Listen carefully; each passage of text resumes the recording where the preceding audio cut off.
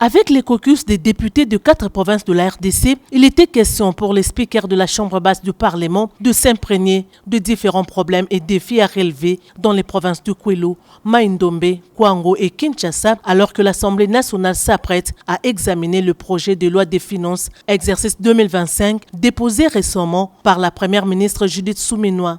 Pour Vital Kamerhe, il était question d'écouter les élus du peuple après la dernière réunion institutionnelle autour du président de la République, Félix-Antoine Tshisekedi Tshilombo, en vue des solutions idoines. Concernant les provinces issues du démembrement du Grand Bandundu, il a été noté que des problèmes sont presque identiques. Les élus sont largement revenus sur l'insécurité causée notamment par les phénomènes Mobondo et les conflits Tekeyaka, l'absence de l'autorité de l'État dans plusieurs localités, l'insuffisance des effectifs policiers et militaires pour assurer la sécurité des citoyens et de leurs biens, la carence des magistrats, les mauvaises conditions de détention dans les maisons carcérales, l'absence des infrastructures modernes dans les routes, les mauvaises conditions de vie de la population. Pour la province de Kwilu, le président du caucus, le député national Gary Sakata, a évoqué la question de la réorganisation des nouvelles élections législatives dans les territoires de Massi-Manimba. D'après lui, cette question bloque les développements de la province. Conséquence, les élections du gouverneur et vice-gouverneur, des sénateurs et du bureau de l'Assemblée provinciale se font toujours attendre. À ce sujet, le professeur Vital Kamerhe a déclaré avoir reçu les assurances du président de la Commission électorale nationale indépendante, Denis Kadima, avec qui il a échangé peu avant la rencontre avec les élus. À en croire le numéro 1 de la CENI, il n'y a plus d'obstacle à l'organisation des législatives à Massi-Manimba,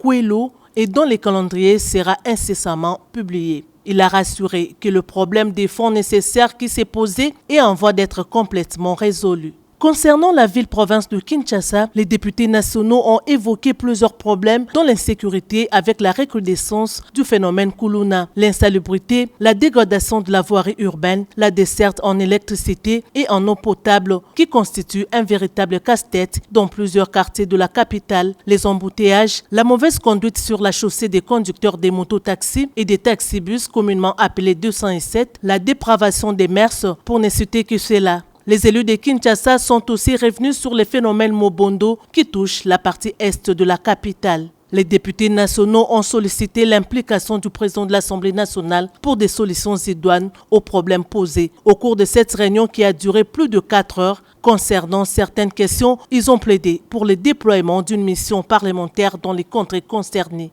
Le président Vital Kamerhe a demandé à ses interlocuteurs de lui produire un rapport détaillé et contenant les desiderata de la population et des pistes de solutions. Ont également pris part le deuxième vice-président de l'Assemblée nationale, l'honorable Christophe Mbosso Kodia, et les rapporteurs de la Chambre basse du Parlement, le professeur Jacques Joly.